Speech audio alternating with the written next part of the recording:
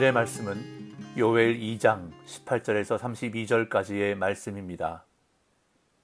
그때 여호와께서 자기의 땅을 극진히 사랑하시어 그의 백성을 불쌍히 여기실 것이라.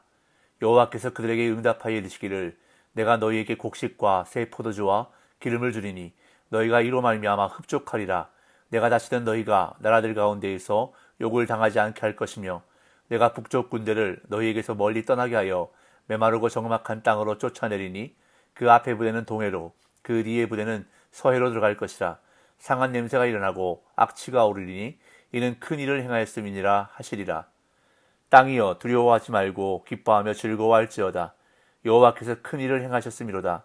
들 짐승들아 두려워하지 말지어다. 들의 풀이 싹이 나며 나무가 열매를 맺으며 무화과 나무와 포도나무가 다 힘을 내는도다. 시온의 자녀들아 너희는 너희 하나님 여호와로 말미암아 기뻐하며 즐거워할지어다.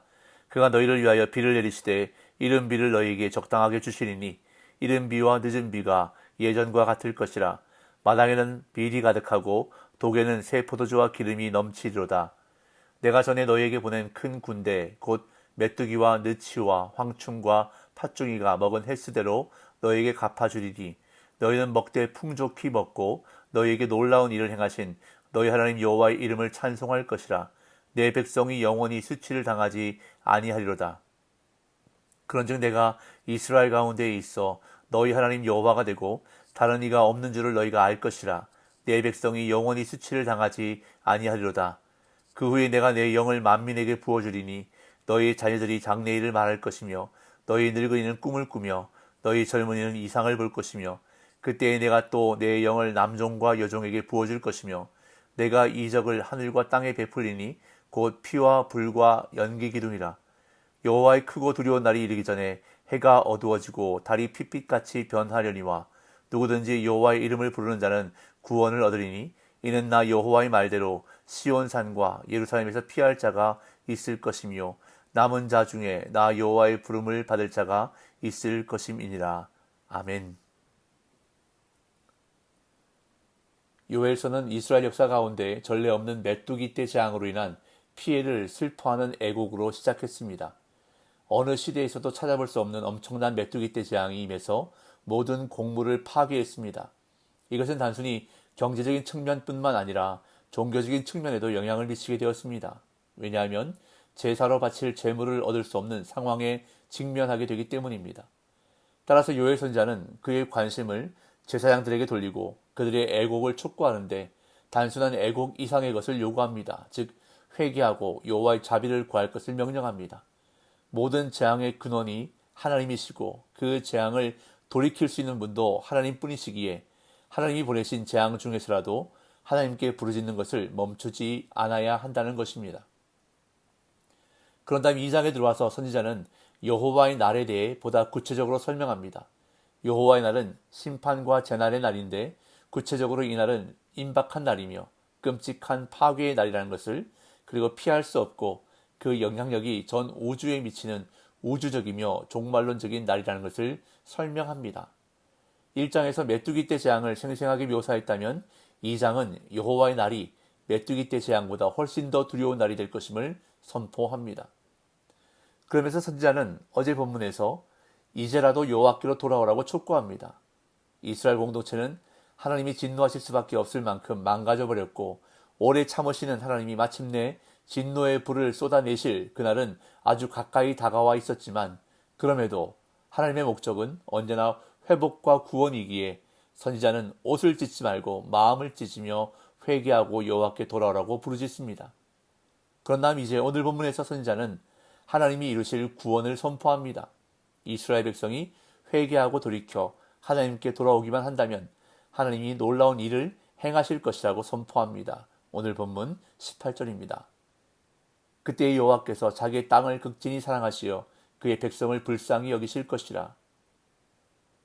이 구절은 어제 본문 17절에서 제사장들이 드린 세 가지 기도에 주어진 하나님의 응답을 언급하고 있는데요.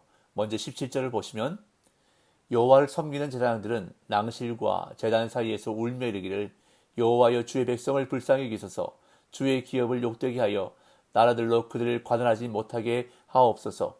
어찌하여 이방인으로 그들의 하나님이 어디 있느냐 말하게 하겠나이까 할지어다. 제사장들이 울며 하나님께 간구한 기도에 대해 하나님이 주시는 첫 번째 응답이 바로 18절인데 여호와께서 당신의 땅을 극진히 사랑하시고 당신의 백성을 불쌍히 여기신다는 것입니다. 여기서 극진히 사랑하다로 번역된 히브리어 카나는 일반적으로 질투하다라는 뜻으로 사용되고 있습니다. 이어 하나님은 두 번째 응답을 그들에게 주십니다. 19절 20절 여호와께서 그들에게 응답하여 이르시기를 내가 너희에게 곡식과 새 포도주와 기름을 주리니 너희가 이로 말미암아 흡족하리라. 내가 다시는 너희가 나라들 가운데서 욕을 당하지 않게 할 것이며 내가 북쪽 군대를 너희에게서 멀리 떠나게 하여 메마르고 적막한 땅으로 쫓아내리니 그 앞에 부대는 동해로 그 뒤에 부대는 서해로 들어갈 것이라.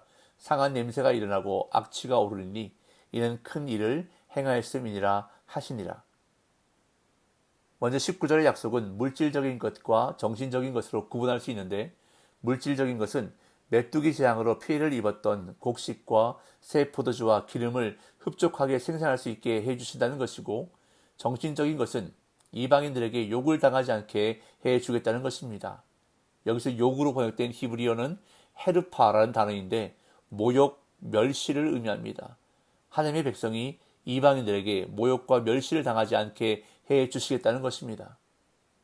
이어 20절은 근본적인 문제의 해결을 약속하십니다. 여기서 언급하는 북쪽 군대는 문자적으로는 북방인을 의미하지만 문맥을 고려할 때 여기서는 메뚜기 떼를 의미합니다. 25절에는 명확하게 메뚜기 떼를 큰 군대라고 말합니다.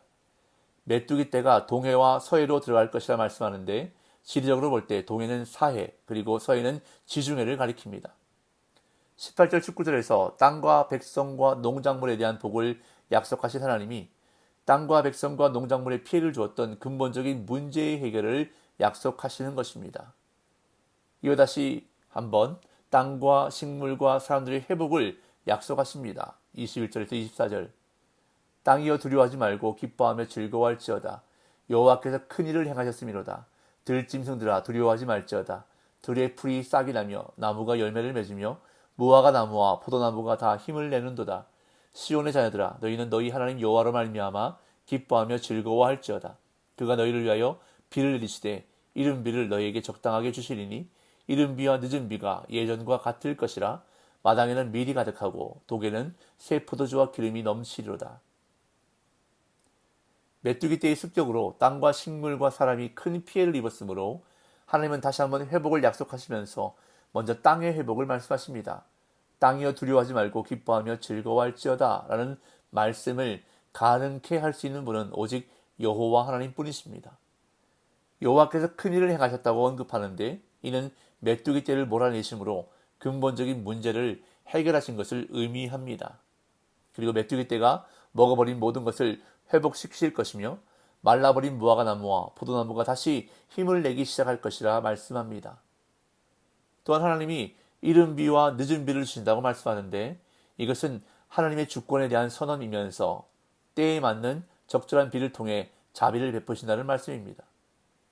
그러면서 마당에는 밀이 가득하고 독에는 새 포도주와 기름이 넘치리로다 라고 말씀합니다. 그저 먹고 살 정도로 회복되는 것이 아니라 하나님의 은혜가 차고 넘칠 것을 강조하고 있는 것입니다. 이처럼 하나님은 회개하고 돌아오는 백성을 사랑해 주시고 그들 가운데 계셔서 그들의 하나님이 되어주실 것을 약속하십니다. 25절에서 27절 내가 전에 너희에게 보낸 큰 군대 곧 메뚜기와 느치와 황충과 팥중이가 먹은 횟수대로 너희에게 갚아주리니 너희는 먹되 풍족히 먹고 너희에게 놀라운 일을 행하신 너희 하나님 여호와의 이름을 찬송할 것이라. 내 백성이 영원히 수치를 당하지 아니하리로다. 그런즉 내가 이스라엘 가운데에 있어 너희 하나님 여호와가 되고 다른 이가 없는 줄을 너희가 알 것이라. 내 백성이 영원히 수치를 당하지 아니하리로다. 25절은 메뚜기 떼를 하나님이 보내셨다고 말하는데 이제 그 모든 손해를 온전히 갚아주겠다고 선언하십니다. 그런 다음 26절을 통해 하나님이 원하시는 것이 무엇인지를 보여주는데 그것은 바로 백성이 여호와의 이름을 찬송하는 것입니다.